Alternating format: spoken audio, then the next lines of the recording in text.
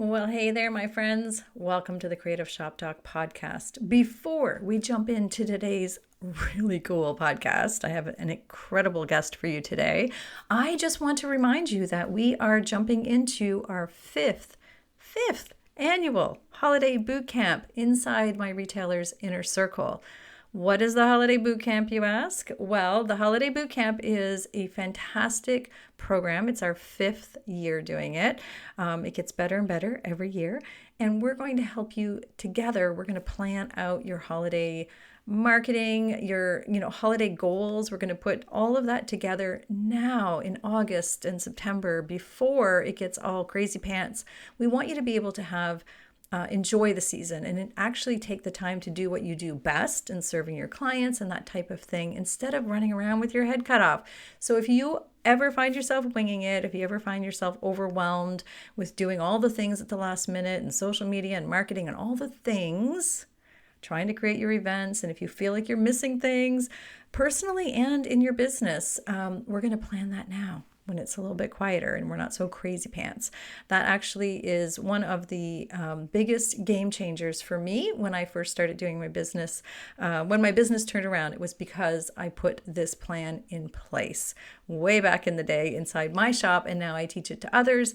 We've been doing it for 5 years now. So I want to encourage you to join us. You can join us inside the inner circle. It's wendybatten.com/join. It's easy peasy. Come and join us inside the inner circle if you're not already a member. If you are a member, make sure you are showing up and checking in with the holiday boot camp. We start in the middle of August. So that is my spiel on that. I really think, I don't think, I know, I'm confident that if you join us and you go through the boot camp with us, that you are going to see a different year this year in ease and profits. I promise you. It happens every time people do the boot camp with us. So together we'll map out your whole holiday. How's that sound like? Let's get it done. All right, let's jump into today's episode. I am so stinking happy and excited and privileged and whatever, all the things, to introduce you to Shep Hyken. He is a customer service and experience expert and a New York Times and Wall Street bestselling author. I am a huge fan of his books, to be honest. Shep works with companies and organizations that want to build loyal relationships with their customers and employees.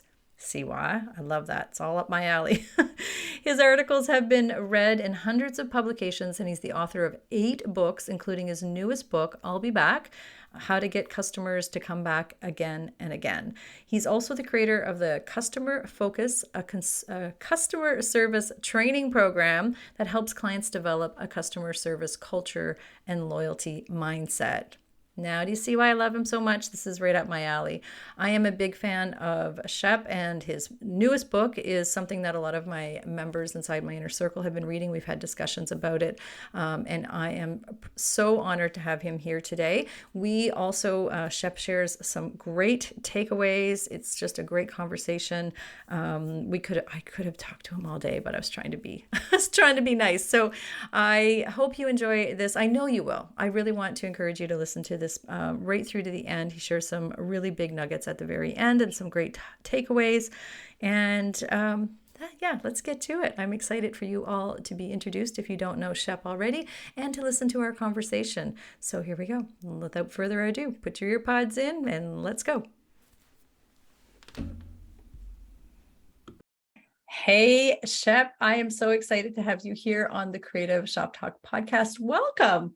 Hey, I'm excited to be here. Thanks for having me. This is a privilege and a pleasure to have you here. My listeners, my inner circle, my program, people that are in my programs are well aware of your books because I talk about them quite a bit. It's not required reading, but we do talk about, we are really big on customer experience, customer loyalty. And I'm so excited that you said yes when I asked you guys, like, what's the answer? The worst thing that could happen is he says no, and he said yes. So thank you for being here. I appreciate your time. It truly, no worries. I love doing it. Let's spread the word. We want to create this amazement revolution where people are out there creating amazing experiences, because especially for the types of businesses that are listening to the show, I think it's more important than ever to understand how to compete against the big boxes, against the onlines, against really any competitor that you have. But if you're an entrepreneur that owns one or two small stores, you've got, I think you actually have an advantage, but you've got to understand what that is in order to be able to work it. Well, let's talk about that. That's one of the questions. A lot of the retailers listening, they don't get the woe is me. And I hate putting that on them. But sometimes we hear that. It's like, I can't compete with the big box, the Amazons of the world, the big things. And I feel the opposite. I kind of get surprised when they say that. So let's talk about that. How can and what advantage do brick and mortar independents, like smalls, what do we have competitive advantage over? It's simple: relationship. I think that's one of the biggest pieces of it. Relationship, feeling connected, being involved in the community. I can give you example after example, and some of these stores aren't necessarily small, but they're independently owned, like an Ace Hardware store. And by the way, I wrote a book. Are you familiar with the book, Amaze Every Customer Every Time? And I used Ace Hardware as the role model through the entire book. It's not a book about them, but the reason I used them is because, number one, almost everybody knows who Ace Hardware is, especially in North America, but they are in 76 countries around the world. They have over 40, I want to say 4,500 stores, maybe 4,700 stores. So they're pretty big. Most of those are owned by one, they may own one, sometimes two, but most of them are single shop owners. And I interviewed 85 of these people in order to write the book that I wrote. And I learned about, hey, we were in this business for 30 years. We've been in the same location. They've got a nice size store. It's 8,000 square feet. That's not bad. Okay. But when Home Depot goes up next door, I mean, directly next door, and they've got 130,000 feet, something like that, 130 plus thousand. And they outspend in advertising more than 30 to 1. How does a shop like that survive? Right. And they not only survived, in many cases, they thrived. They did even better in the literal shadow of this competitor, this big box competitor. And the way they did it is understanding who their customer was and engaging with the community of customers, their tribe, so to speak, at a level that a big box store can't do. Oh, they can scale communication. They can, and by the way, I'm nothing against the big box stores. Yeah. They work and they serve their purpose. And even as I was talking, and I know the CEO, John Van Huysen of Ace Hardware, would kill me if I reveal the fact that, yes, every once in a while, he may stop by one of those stores because they have what Ace doesn't have. They have, it's a total different experience. But what Ace did, well, I'll give you an example. And we can talk about many things, but this is my favorite example. Down in Houston, Texas, or just outside of Houston, literally been there 30, 40 years, family business, small store, 150,000 square foot store opens up next to them. How do they compete? The guy decides, I'm going to pull every piece of advertising I do. I can't afford to compete when they're outspending me the way they do. So he pulls the ad budget, and what he decides to do is start sponsoring all the baseball teams and soccer teams and church dances and school functions and whatever it is that he can contribute and engage and endear himself even more to the community that he does. And by doing that, it's like, wow, the doors opened up, and they're basically, his customers said, we are never going to let you hurt, even though next door you've got this big store. The other thing one of the owners did is they went to this big store next door and said, hey, I'm little, you're big. I'm sure there's things that we do that you don't, and things that we can send our customers to that you have that we don't. Let's talk about that. And it's like, keep your friends close and your enemies closer. Yeah, no, I believe in that. Yeah, I see that. Yeah. Yeah. And those are the kinds of things that as owners of small businesses, we can do. You're not going to see the owner of Home Depot walking next door to the customer or to the competitor and saying, hey, what can we do to be able to mutually benefit off of each other? That's just not going to happen, most likely. Yeah. And again, not to be bashing or anti big box. I'm with you. I mean, I shop Amazon, right? But I always try to shop local first. But why do we shop local? Like, well, how do we keep them local? So advertising, marketing in that format, I'm a big believer in getting out in your community. We get so wrapped up in all the social media and online stuff. Well, likes are not bringing customers in the door, right? Or whatever it is that you're doing, right? So advertising in different ways and promoting. So I always say, go to your people. Where are your people hanging out? Like, let's go hang Yeah. out with them.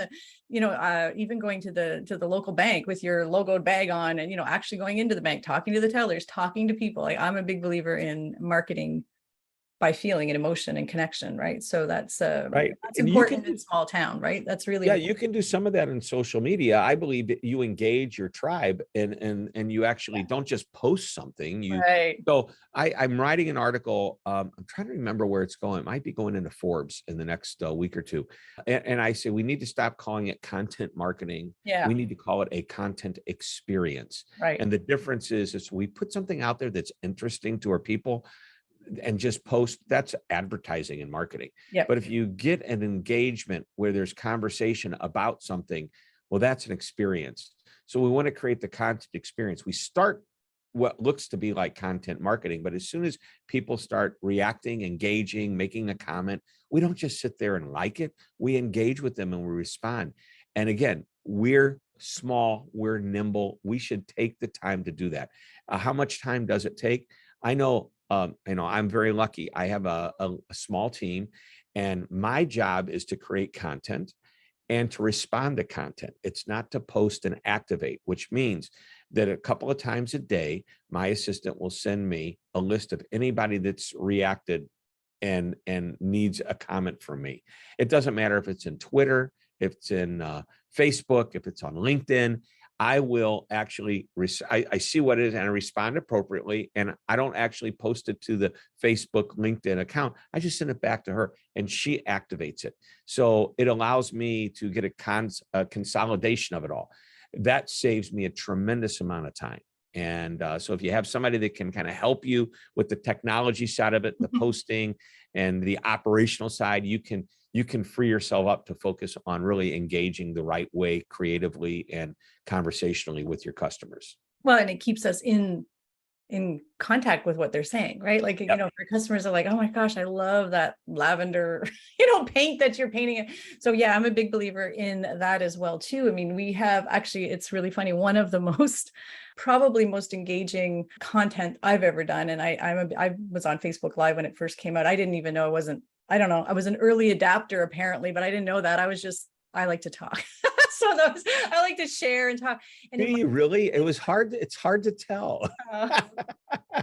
So we had, I had a studio and a shop, and I had a huge paint spill. Like, I spilled paint everywhere, it fell off the shelf, fell down paint, and I literally grabbed my camera and I didn't know how to move, but I was sharing it live on Facebook or whatever, and it was hilarious. People talked about that for years. Remember the time you spilled the paint, it's just real life, right? So sharing content that people could connect with and can relate to definitely is something that the bigger stores can't do, that I feel like we can do, because we can chat with them. And whether we have a team to help us or whether we're just, carving in a little bit of time every day to engage with people in a scheduled time, maybe, or when your paint spills all over you and you see the opportunity, it's important to do that. So one of the things I think we have the competitive advantage of, and the big I'll be back part, and again, I'm a big fan of the book, is that's what we want. We want people to come Are you back talking again and about again. this book? This book, yes.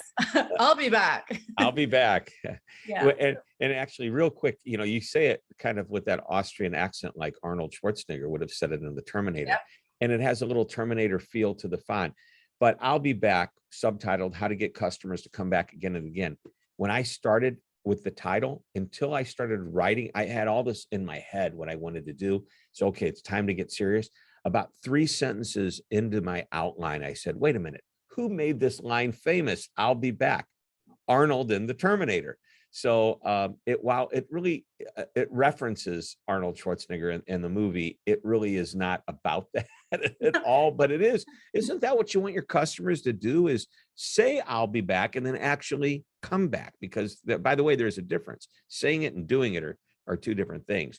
But the fact that they'll say it is a good start, isn't it? Well, let's talk about that. So I'll be back. in different versions. And by the way, I love all the the Arnold quotes in there. Really, they're all appropriate too. They all make sense in the book. But and the book again is really well done. Thank you very Um, much. loyalty versus repeat customers Mhm. is different. So I'll be back in a loyal version or in a just a repeat version. Let's talk about that. I Sure, sure. love So your there's, by the way, I emphasize this all the time. I love repeat customers. yeah. Me In too. order to get loyal customers, they have to start to become repeat customers, right? Mm. And there's nothing. So, but I want companies to understand there's a big difference. The fact that somebody comes back to you again and again does not necessarily mean they're loyal, but you've got to nurture them and hopefully turn them into that. So here's the point. We'll go back to why I even started writing the book. I amass a lot of content over time because I write numerous articles every week, week after week after week.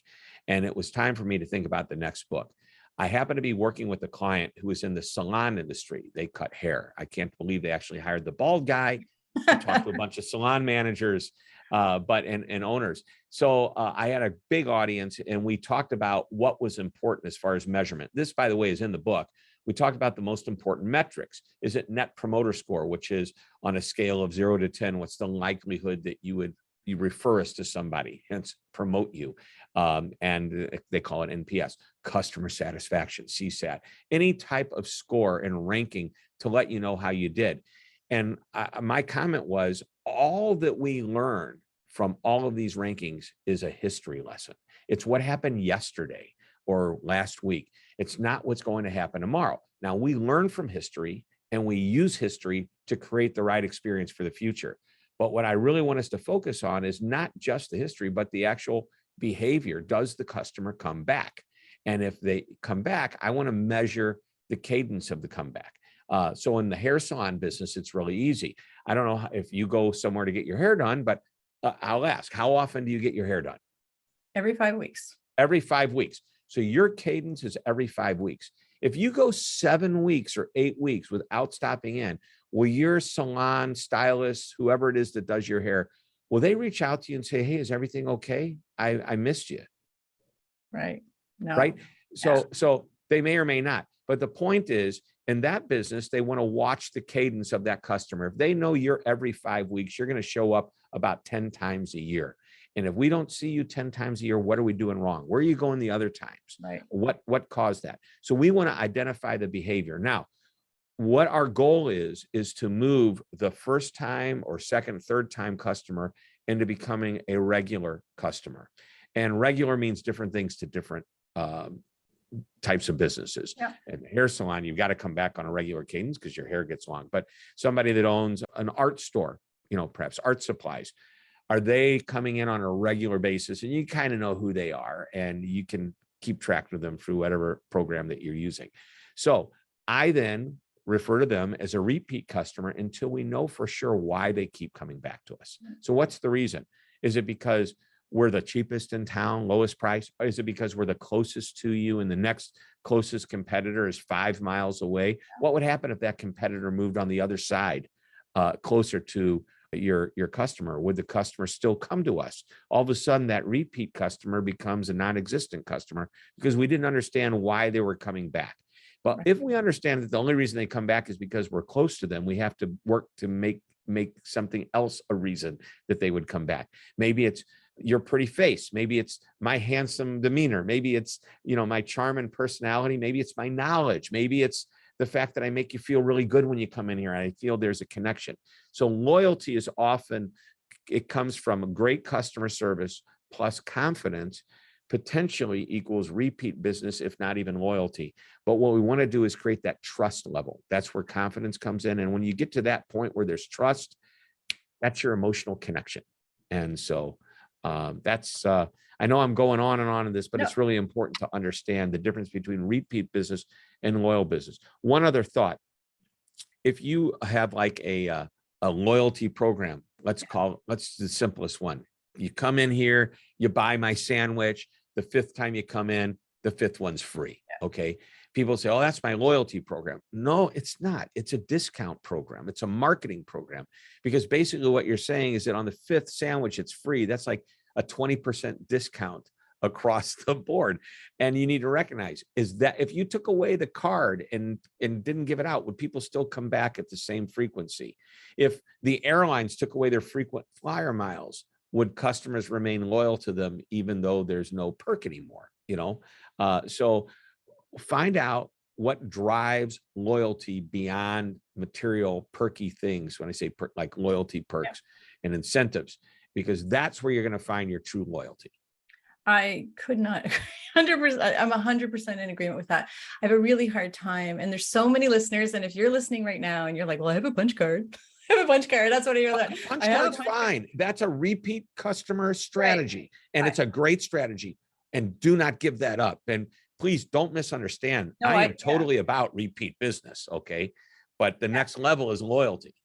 And I think it's understanding the difference and how do we create that loyalty. So again, it could be, why are people coming back? Is it the music you always play? Is it the consistent?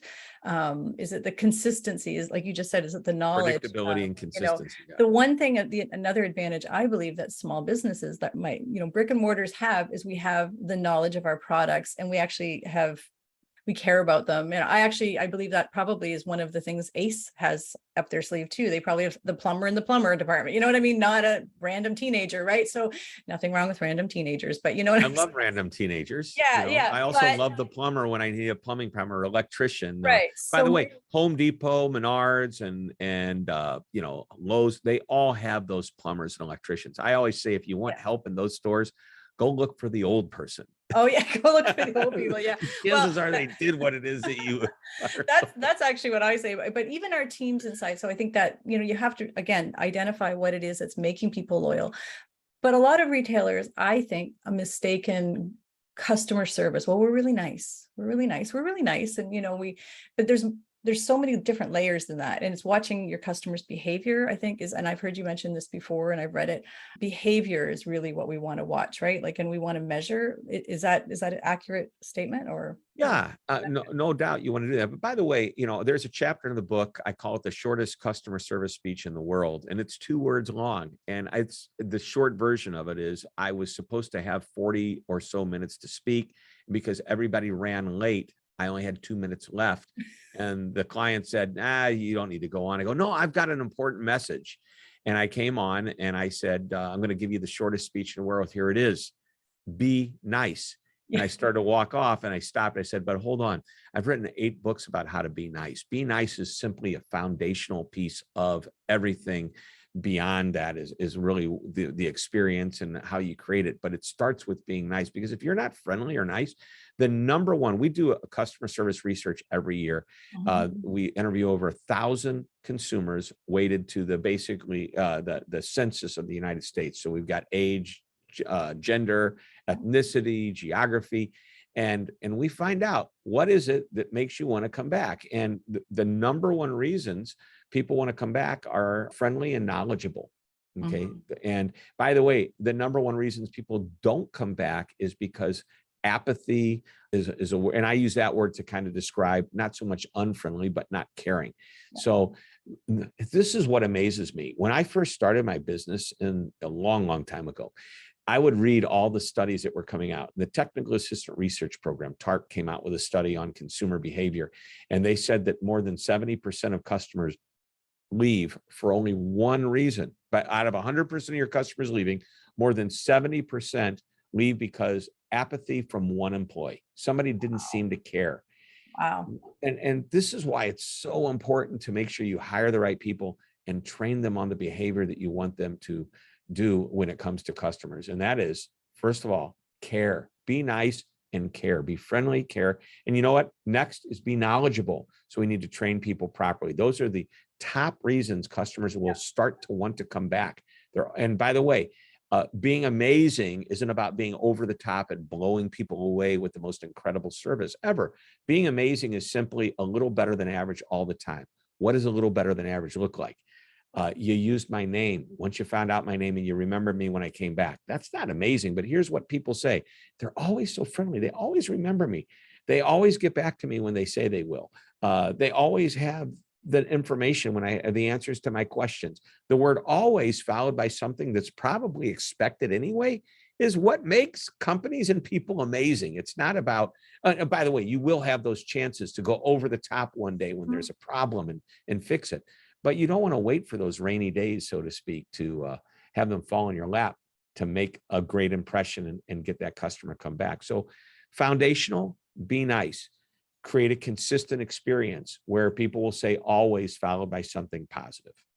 I love that. And I don't want to give your book away. I want people to go read the book. So Oh, you can give as much of it so away because one of the you know, one of the if things, all they wanted was the, it's like they're going to get a little bit of nuggets here and yeah. there, but they can study the book, and there's questions at the end of each chapter for you to sit down with 2 or 3 or all of your employees and go over the questions and talk about how can we operationalize some of the ideas that are in this book. Yeah, that's exactly actually what like. I love the way you wrap up. So you talk a lot about being frictionless and making things easy for your clients. The Mhm. book, I feel, is very easy for people. Busy retailers are like, I don't have time to read a book. That's what I hear. I don't have time to read a book. So I'm like, just go read it as best you can. But at the end of every chapter, there's a great wrap up for your team. So I do love that. And I think that's great. We talk a lot about satisfying the customer and that 1%, that like just a little bit better, be amazing, right? How do we be amazing? And I've heard you speak before about going through the customer journey. And could you speak a little bit to that and how to implement that, how to be amazing a little bit better in through the Sure. journey? Are you referring to the journey map? Yes. Yeah. Yeah. Okay. So basically this is an old concept. When I say old, it's probably been around 10, 15 years, the idea of a journey map. Yeah. But I can go back into the 1980s and talk about Jan Carlson. And he had this great concept called the moment of truth. Mhm. Anytime a customer comes into contact with any aspect of the business, they form an impression. That's the moment of truth. Now, he ran an airline, Scandinavian Airlines. And at the time, the airline was not doing very well. So he said, we need to turn this around. So he got all of his people together in a big airplane hangar in every city they had a presence. And he shared with this idea of the moment of truth. And he goes, let me give you some examples. And he actually took people through the typical journey that a passenger has. They make a reservation. Now, today we do that online, but back then it was always on the phone. Main moment of truth. At the day of departure, they may check their bags at the curb. That's another main moment of truth. They go inside of the ticket counter and then they're walking to their gate. Today we go through security and all that, but maybe on the way to the gate, they see a flight attendant from not your flight, but maybe another flight, but it's still the same airline. So they represent the airline and the flight attendant smiles, not a big deal, but it's still a moment of truth. And of course, the ticket agent, the experience on the plane, being on time, showing up and having your bags. All of these are main moments of truth with maybe some little ones sprinkled in the middle. He says, if we manage all of those, that's the journey that our passenger takes with us, not just to the destination on an airplane, but what they experience when they do business with us. We should do that for our own businesses. What does the journey of your customer look like? Do they make a phone call, look at an ad, see something first? What's the drive onto your parking lot like? What's the entrance as they walk in? When they walk in, are they greeted? What's the experience as they walk up and down the aisles of your store or look around your shop or whatever? What does every touch point look like? Map it out, and there'll be different maps for the repeat customer versus the customer that just goes online and buys and never comes in if you have that part of your business set up. But understand what these different journeys are, look at every interaction point and find out, is there a way I can make this a little bit better? And constantly be looking at those interaction points. And don't do it just once. 6 months later, come back, do it again. Maybe there's something new that's come out that you can, add to the experience. Yeah, I think that's great. And just a little bit better than the last time, or a little bit better, and I'm a big believer in that. And I think we're always tweaking that, right? So we're always tweaking that. We're always, it's like you said, not something that we shouldn't rest on the laurels on or whatever, No, yeah. One of the silver linings from the pandemic over, for the last, are we out of it? I don't know. Anyway, we're just jumping around. I I feel think like we're going to be in it for many years to come. But the good news is we're adapting to it. adapting. I totally actually, and I've honestly, people don't talk about this a lot, but small independents have done really well. A lot of my clients have done really, really well in the last couple of years, in that they've built loyalty, and they've, tweaking the loyalty programs to do different things. Can you speak a little bit to how we can get our team on board with buying into that? I know, like, and I say that because it's sometimes that's hard to the culture maybe of getting everyone on board. Like, what are Sure. some tips on that, on our best way to get our staff to feel that customer journey? And I guess maybe Mm. having them part of that. And Well, I mean, I'm gonna hit a couple of points here. There's something that's in the book and something that's in another book, but I think let's bring them together. First of all, you have to hire the right people to start yeah, with. So okay. if they, put a mirror underneath their nose and it fogs up, that doesn't mean they should be hired. It means that you have a live body. But do they have the right personality? Because if they don't, and you have a certain reputation and they don't fit into the alignment of what you're all about, you're going Right. to ruin your reputation, because that one person represents everybody in your organization at that point in Mhm. time. If you've got 5 employees or 5,000 employees, if one of them is bad, and that's the one that I deal with, that's the reputation your company now has with me. So Yes. keep that in mind. Number two, I want you to think about the culture that you create. And we want to create an experience that's fulfilling, exploits the unique talents of the people that we hired, and gets them excited about what's next. So, is this the kind of, I mean, there are people, I'll give you an example. I mean, it's a pretty big chain, the Container Store. Yeah. But one of the types of people that they like to hire are, I think they refer to them as neatniks. They're Mhm. neat and orderly people. That's part of their personality. That's why they love the Container Store. So if you have a pet store and you have a lover of animals, well, you're not going to probably hire somebody that isn't a lover of animals, Right. right? So think about who you're hiring right. And this will be more fulfilling for them. Obviously, they have a joy that's a uniqueness to them. Maybe they have a talent within that. If they give you a great example, there's a server that'd been in a restaurant at a hotel, and I've been going to this hotel for years. I go, man, you're still here. He goes, I love it here. What do you love about it? Well, I mean, obviously, I'm a server. I enjoy that, but I love to do video. And once a month, they ask me to shoot a video of all the food that we have here and post it on Instagram and all that. And that fulfills him with a unique talent. So that's important. And he's excited about what's next. All right. Culture is important. You have to clearly define what it is that you're about. And that is a one sentence vision statement. I call it a customer experience vision statement. And I refer to it as a mantra, one sentence or less. Ace Hardware, the helpful hardware place. The Ritz Carlton, where ladies and gentlemen serving ladies and gentlemen. That's 9 words long. And when you come to work, you understand what this is. And then once you're onboarded as an employee, if I'm the owner, if I'm the manager, I'm going to teach you things. Is it going to be formal training? Ideally, starting out, there needs to be some level of that, but I'm going to constantly remind you and reinforce you along the way as you're doing the good work that you're doing, and that it aligns with the mantra that we have. So start by defining it, communicating it, train your people to it. By the way, as a leader, you need to be a role model. So you need to practice what you preach.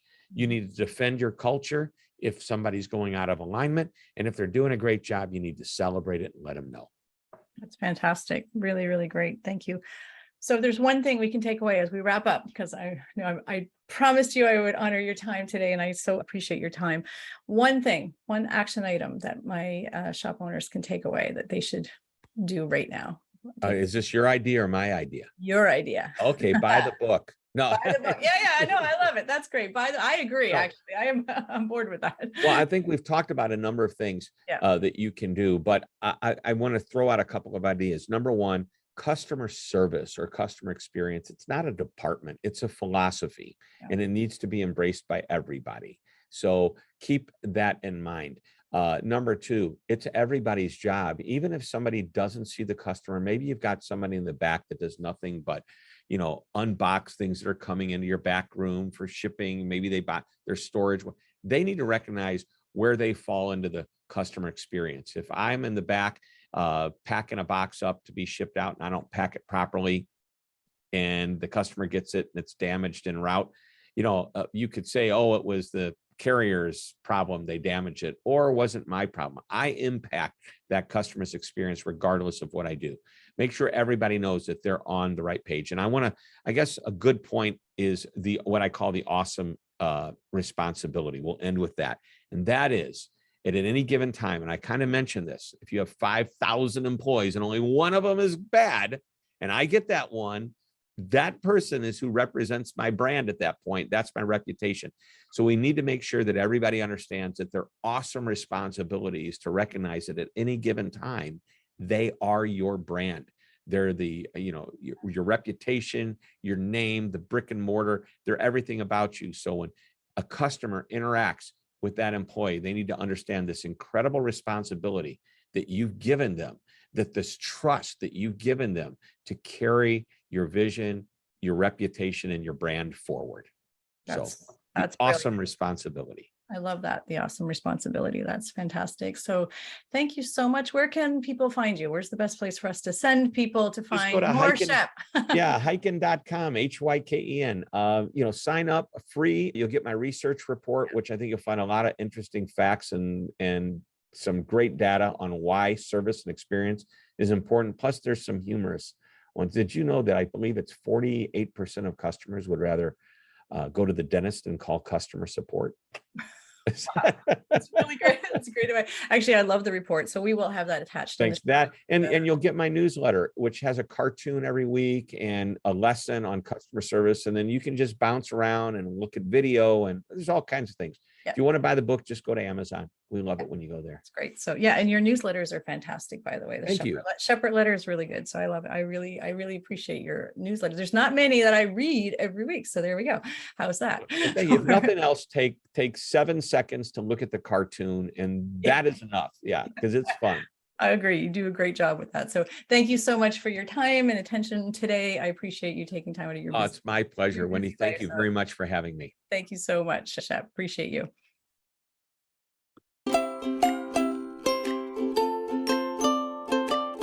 Well, that's it for this week's episode of the Creative Shop Talk podcast. I'm so glad that you were here to join us this week, and I hope you found value in what we're sharing here. I want to remind you that our website has all of the show notes. You can find it at wendybatten.com/podcast. Everything that you need to hear about today's podcast is there. Also an opportunity if you need to reach out to me. If I can support you in any way whatsoever, please feel free to reach out. Make sure you join our Rockstar Creatives Facebook group. We will continue the conversation over there weekly. So thanks for joining us. Please leave a review, subscribe if you can, and never miss an episode. We hope to see you back here again next week. Thanks, my friend. Have a great week.